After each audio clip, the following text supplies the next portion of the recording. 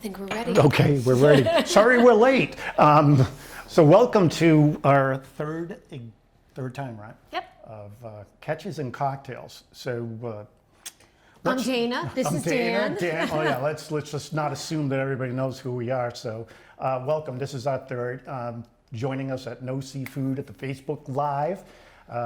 Paul, my partner, is up in New Bedford, Massachusetts, actually in Westport, Massachusetts. Miss you, buddy. So tonight, what's the cocktail tonight? Lobster Martinis. We have to do a call out for our friend Maria. Yeah, so that one's yours. Thank you. Because mine has a little bit of mayonnaise or stuff in there. So you actually have like a pico de gallo with a little bit of lobster and some cilantro in there. And mine's like a lemon something herb, whatever. But these are really, really good. Something if you want to really go out there and do something unique with lobster meat, just cook it, chop it, put it in here. It makes a great, great appetizer. So we're going to save these later. We can't drink these. So now to the real cocktails. Yeah, to the real cocktail. I'm doing my bourbon. And what are you doing? I'm doing a Dan McQuaid splash of vodka in my True Lemon drinks. So cheers, honey. Okay, so tonight we're talking about something that is near and dear to my heart and my youth, and it's lobsters. Very interesting story. I think my first experience with lobsters, other than eating them, was when I was about 14 years old, and it was pretty cool. But first of all, I want to just point out that we have Savannah and Beth is on tonight, and like the last two times, please make sure that you put some stuff in the comments, because we're going to be selecting a nobody box for someone. And we can't pick. This is done by some kind of app that we have. I'm not a tech guy, but it's definitely. You are a tech guy. I don't have any control over this. So if you put a comment in there, it increases your chances of winning the nobody box. So please make sure you do that. Okay, so lobsters, honey. I got a surprise for you. Okay, so Dan has a few surprises for me tonight. You want to hold this? Is that your surprise? No, that's just part of it. He goes back in. That's Larry the lobster. So Larry go to back home. So when I was 14, I think you know the story, right? My father decided. My father said to my brother Steve and I, "You're going to stay out of trouble this summer, so I'm buying 150 lobster pots. I'm buying a boat, and you guys are going to go out there every day, 6 o'clock in the morning, and haul 150 pots a day." That's one way to make your kid tired at night, you know, which was, I think, the plan there. So it was a pretty interesting story. But before we do this, what do you know about lobsters? Oh, I know nothing. I know they live in a tank. I mean, I really know nothing. They live I'm where? embarrassed. They live in a tank in a restaurant. They live in a tank in a restaurant? Okay. I know so you're they're a city girl, I take it. I know they're shellfish.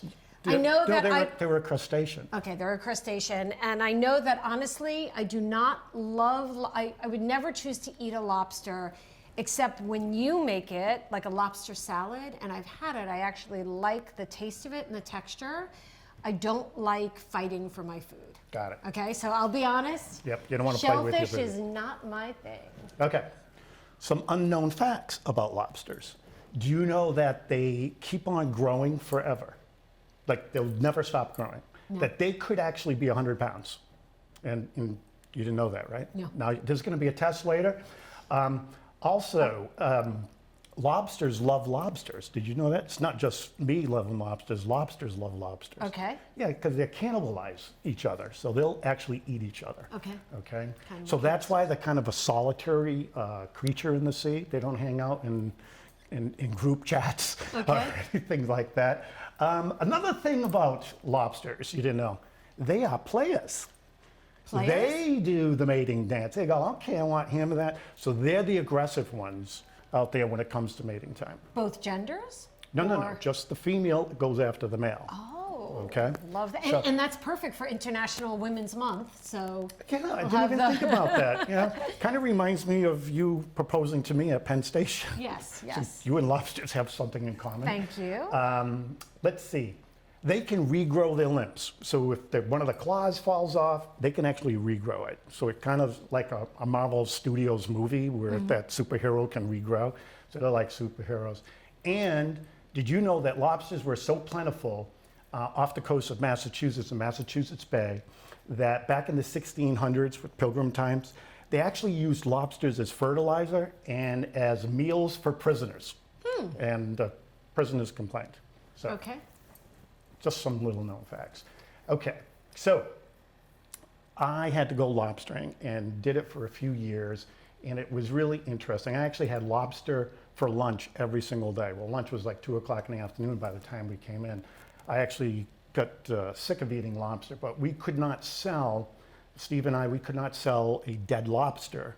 So when we got into the lobster pound, if some were kind of hanging there because of the summer heat and all, we would just bring them home and we would give them to my father and mother, and they would eat lobsters that we worked very, very hard for.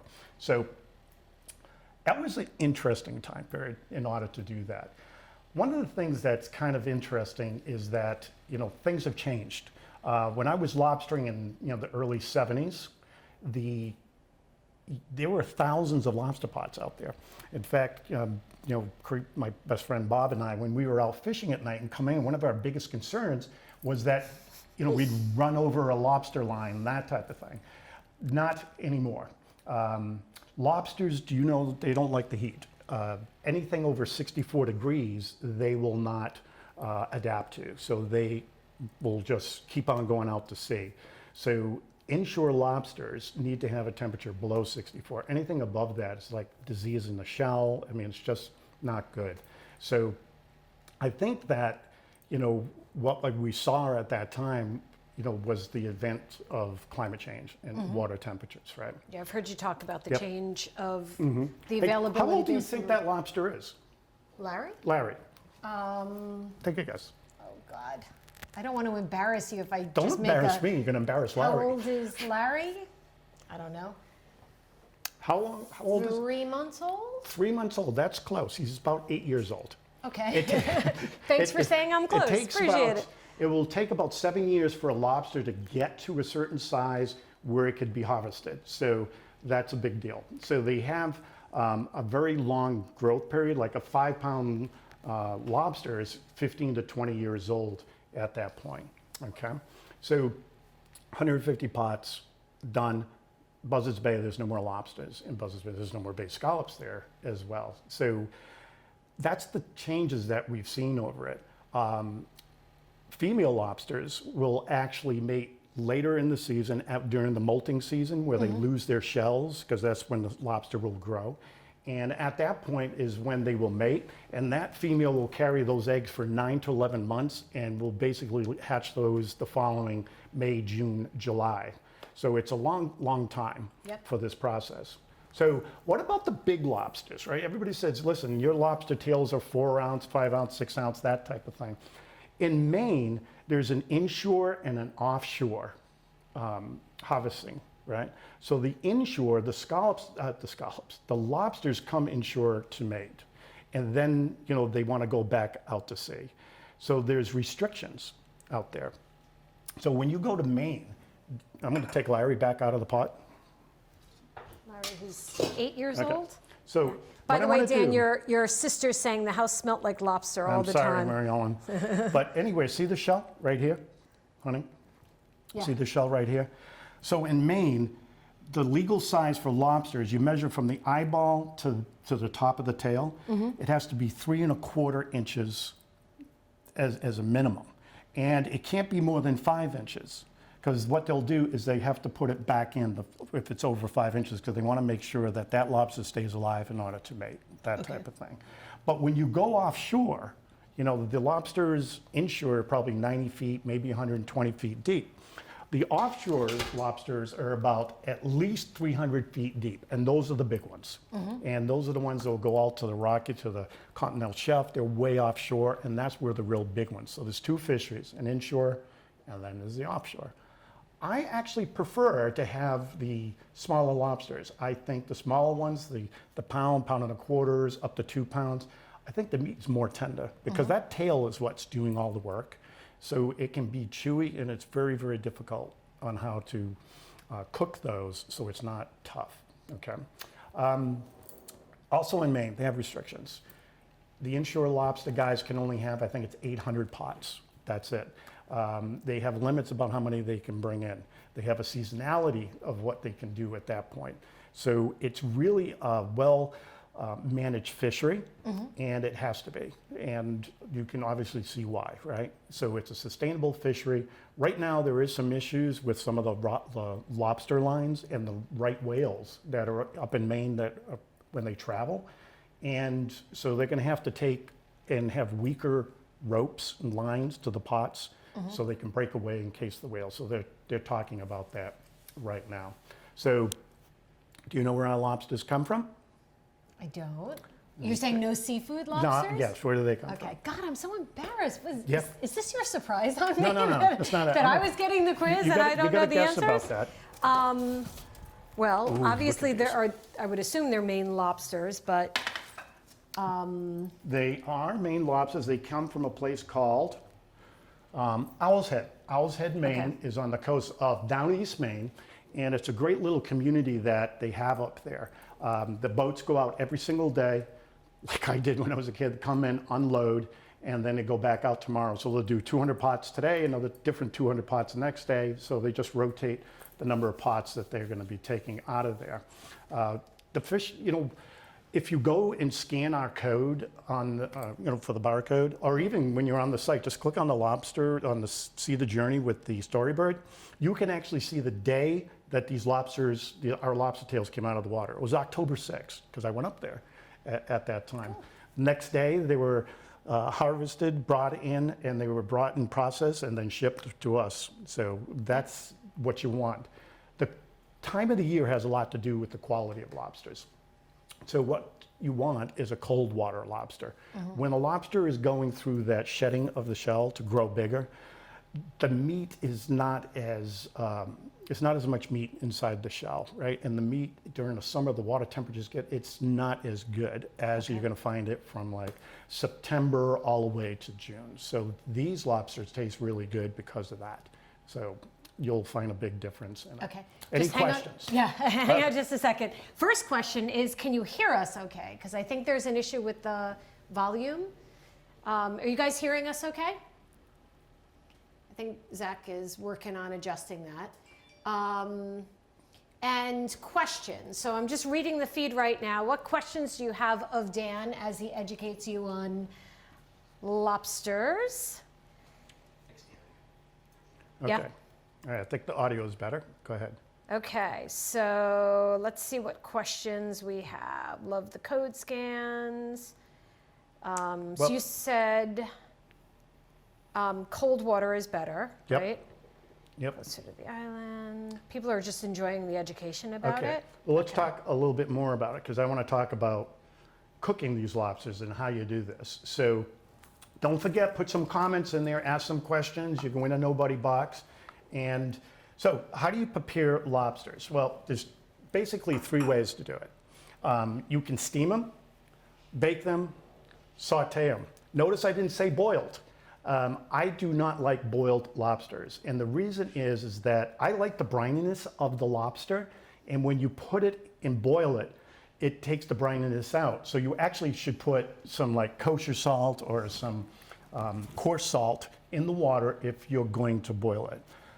The way I did it when we were younger, I used to bring salt water and seaweed and put it in the pot as the base. Yeah. And then I put the lobster sitting on top of the seaweed, put the cover on, and steam it. So that's the way that I used to do it. It is unbelievable when you got that salt water, that brininess, and with the seaweed and all. Certainly you can boil it, but whether it's boiled or steamed, what you do not want to do is overcook it. Because you'll just see that tail begin to curl, and that meat is getting tighter because you're cooking all the natural flavor and juices out of that lobster. You do not want to do it. So what do you cook it at? Well, it's kind of interesting because I'm going to pick up one of these with my hand. And then Dan, Robin has a question after you're done talking about that. How can you tell if they're male or female before you open them? Is one of the questions that you came in. cannot. So that's a good question, though. Thank you, Robin. All right, Robin, good question. So let me take Larry out here.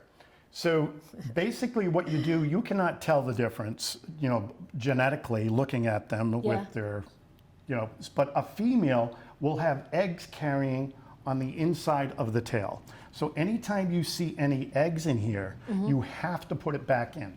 you have to put this back into the Okay. water. So they're all inspected for Yeah, eggs well, when when they... a fisherman takes it out of the water, if he gets caught with a female with eggs, this is going to cost him, probably lose his license, $500 per lobster if you do have any that have eggs in it, okay? So you got to make sure of that. I mean, you will have a female and a male lobster that you can consume, so there's no other way to do that. So I'm just going to show something real quick. Trying to see if there are other questions in here, so keep the questions coming, Keep them guys. coming. So this is the way I prefer to do lobsters. I love them baked stuff. So what I did here is I cracked them open, which I'm going to show you how to do it. I packed it with a nice crab meat stuffing. I do a little trick that I'll show you in a minute. And then when I want them to come out, I go to a meat thermometer. Now, this has been sitting out a little bit, but what you want to cook to, the USDA says it should be cooked to a minimum of 145 degrees. That's the recommendation. My recommendation is at about 135, 138, take it out. And because it's going to continue to cook, that you don't want to go over the 145. Our oven's a little funky. I believe in the meat thermometer, no matter what it's, you'll see recipes, put it in there for 2 minutes an ounce, et cetera, at, 400 degrees. I usually set it at about 375. I bake it and put it in there. So this is probably one of the best ways. A little known thing that you can do that I really like is that you can take the raw meat and actually saute it, which is unbelievable how good that is. You can do it with a little wine, little capers, some butter. It is delicious, actually, when you can pull that meat out. So, do you want to open up a lobster tail? Oh yeah, was that the surprise you're throwing No, on that's me? not the surprise. Speaking of butter, our good friend Kelly, who just brought over some Kerrygold butter, wants to know, are there different species of lobster, or is a lobster a lobster? Lobsters are not lobsters altogether. Okay. So, Kelly, in about a few minutes, I'm going to show you a difference between some lobsters. But that is a good question, so let me get there. But what are the things I have to show you? So I get to open a lobster tail? No, you're not going to do it. Thank you. So, Carrie. Kelly, Kelly, thank you for our Kerrygold. We got the Kerrygold We got there. the Irish butter. So the Irish butter, we say it butter, lobster and butter, okay? So I think, Zach, can you scoop down here a little bit? So what I want to do is show you some of our lobster tails. And we're going to split these. So these are 2 4-ounce lobster tails that we have. Now, what we like to do is just take a nice big knife like this, and it's not difficult, and just bang it down. That's it. Oh, look at this one. So you will actually be able to cut it open, slice it. I'll do this one over here. Honey, I'm going to have to go over there because I have to rinse. And I just go right down to the tail. Now what you have to do is you split it. And one of the things you should do is sometimes there might be some roe in there or anything else. This one's really clean, but I will always rinse it out, okay? You will see in this one here that it actually does have some stuff that needs to be cleaned out. So all you have to do is clean it out like this. Make sure you do a good job. That's it. Now, the trick that I like to do once you've got that done is make sure you get the shells out. I like to take a couple of sticks of Kerrygold butter, push it in, just like that. And then I take, this is so much fun. It's just a joke in our family about the butter. I love butter. All right, and then that's it right there. Just pull your shells off. Now, put it into a pan with a little bit of water or white wine. And the reason I do that is you want to be able to get some steam so it doesn't get dry there. Actually, we could have put some pepper in there too. But I like, again, put some butter in there. Love butter. We're going to use a lot of butter later too. And just do this. Zach, guess what we're eating tonight for dinner? Isn't it good? And so that's it, pretty much. And then again, I just put it in. Make sure you have a little bit of water in there and just throw it in. That's it. Okay. It's very, very simple to cook lobsters. The biggest problem that you're going to have is overcooking the lobsters. So be very careful. Use the meat thermometer, because I think that's the way to do it. So even when you cook a whole lobster tail, like Larry over there that we didn't crack, after it's cooked, you crack that tail, you need to clean that tail out. So you need to clean it whether it's like we just did, or when it's gonna go, you took it the whole lobster and took it out, you need to split that tail and make sure that that gets cleaned out as well. So usually the restaurants will do that for you before it gets to the table. If you're doing a baked stuffed lobster, they do the same thing. They'll crack it, they'll clean it, and then they'll put it in that way. But if you're just taking the whole lobster and steaming it, when it's cooked and open like that, or you steam just the lobster tails, when you crack it open, make sure that you clean that out as well. Any other questions, Toots? Okay, so one of the questions that came in, and I always get such a kick out of reading these comments. Mary Ellen loved that I said lobsters are in a tank. I swear, that's how I grew up. They were always in a restaurant in a tank. It's amazing, isn't it? Someone asked good spices to go with lobsters Butter, and what temperature and butter, time. and butter. Okay. Okay. But growing up in New England, celery salt has always been like a favorite. If you're making a lobster roll, you would want to have like a celery salt, black pepper. You know, just you don't want to bury that. You don't want any strong spices when it comes to lobster because you really want to taste the brininess and the flavor of the lobsters. It's nothing better than a New England style lobster roll, which is basically those ingredients, some mayonnaise, some celery salt or celery in there, some black pepper on a toasted hot dog roll. You're in heaven. Okay. You're in heaven. Okay, so what other questions? People really love the education. I know lobsters, Toots. Yeah, I know. Okay, I know. I'm so- embarrassed that you're asking me questions that I can't answer, and then I realized all the answers are in Okay, front does of me. size matter? Lobsters. You want me to? Does size matter? My father's I'm sorry. I'm sorry. dad's I'm sorry. watching. I'm sorry. Honey, look at the size of these. Size does not matter. Size does not matter Okay. at all. So Zach, you see this? Wow. This is a 4-ounce lobster, right? Wow. This is a 16-ounce lobster tail from South Africa.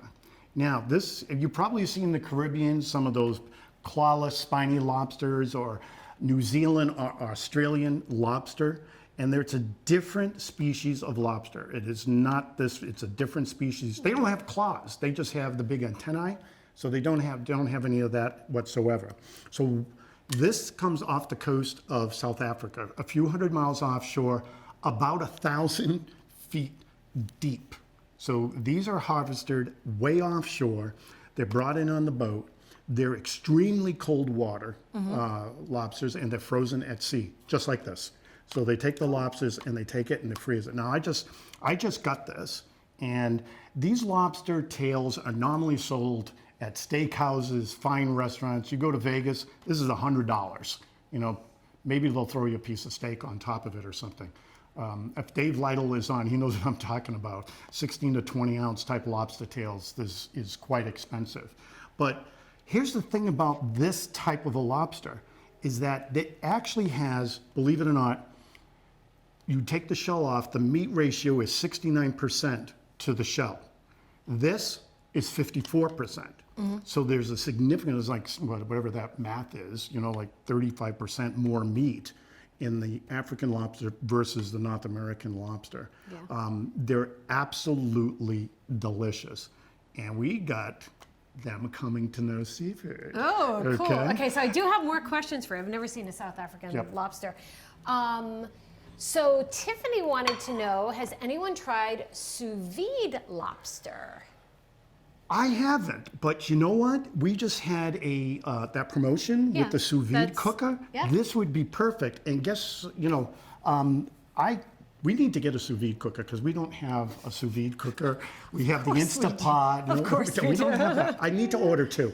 So I would love to try it that way. My first experience with sous vide was actually out in Phoenix, where I saw this chef that was using some duck liver, and he actually sous vide cooked the duck liver and then finished it on a grill, and it was phenomenal. It was absolutely phenomenal. So I would definitely do it that way. Okay, so we can More try questions? sous vide. One more, and then we gotta announce our winner. Do you cut the tails from the outside or of the shell or the inside? The Cutting the outside, tails. top down. Okay. Don't go underneath, go top down. Because Okay. what you want to do is get that cavity where that discharge chute shorted. I'm trying to be nice, but you know what I mean? So you want to be able to clean that. You won't be doing that from the underside. You want to do it from the Okay. top down and split it open. And actually that makes it easier to take the meat out, even if it's raw that way. Okay? Okay, so Linda, thank you for that question. Okay, so we did just get, I just received a text of the winner. You did? So Who is it? Julia is our winner. Julia Petros. I'm Really? probably not pronouncing Julia's last name correctly. Oh, Let me get honey, my do you phone. know what color when you go out in the lobster pots, how do you find your pots when there's thousands of them out there? Do you know? No. You take the buoy and you put colors on your buoy. So Mm-hmm. when you go out there, you can find yours and not take somebody else's. Because if you take somebody else's, they'll probably shoot you. That's how. So you have to know your buoy You have to color? know your buoy colors. Guess Yep. what mine were? Oh, you've shared this story before? There's a high holiday next week that you should know. Oh, Passover? No, it's St. Patrick's Day. Oh, I'm like, crap, there's a Jewish holiday. So that- what's the colors of the Irish flag? Green and red? No. Oh, God, Dan, you're a Green, white, and orange. Green, white, and orange. So the colors of my See, you poured buoys too were much green. vodka in there. Too much vodka. So, any other questions? So that was the colors. No, so Julia is going to be our No Seafoods winner. Come over Julia, here for a thank second. you for chiming in and making comments. I think there were a few other little questions, but Hey, we'll answer them if they're there. We'll get back to you on it. So, I just want to say something. Can I take the floor for a minute? Because you've been doing all the talking tonight. are you going to spring something on me? I'm now? not going to spring Okay. anything on you. Not yet. You know, it's been a year since we've been in COVID lockdown. Yeah. It's like a year right now. And I just want to say, God bless us that we've all held on to this point where you've got your shot. I didn't get mine yet. But, you know, we've gone this far and we can see that light at the end of the tunnel. And I just want to say to all of you, thanks for holding on. you know? Salute, salante. And I think we Yeah. ought to be very grateful, you know, for the birthdays, the births, you know, the passing of family members and people we love. And I don't know, it's been a time that we had to reach down really far. So actually, let me take over and butt in. It's also, Dan's not going to share this, but it's also the 1-year anniversary of the birth of No Seafood's idea, because it was around this time last that's why I'm drinking the year good bourbon. that Dan decided it was time for change, and he came up with this idea. I sent him to Mexico. He came back and he said, I'm starting a business. And it's been a wild roller coaster ride and a really exciting. So thank you all for being part of our community, for Being our sharing the nobodies. joy, sharing the butter, sharing everything, sharing the comments and the love. So, And we look so forward. I have an idea, Yeah. right?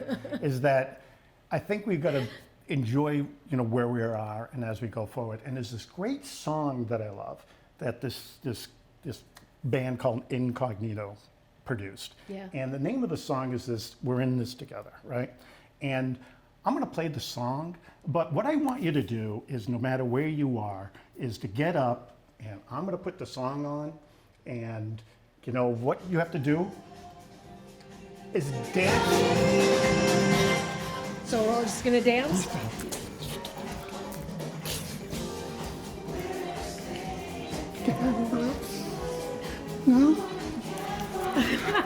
We didn't practice our dancing. This is the surprise. Oh, Hey everybody, hold on, we got through this together. So get up in there and dance like you don't care who's watching. So yes, until the next obviously. time, we'll see you on the next time of Cocktails and Catches. Thank Thank you you all. guys for joining us. Bye. Have a great night. Enjoy your dancing.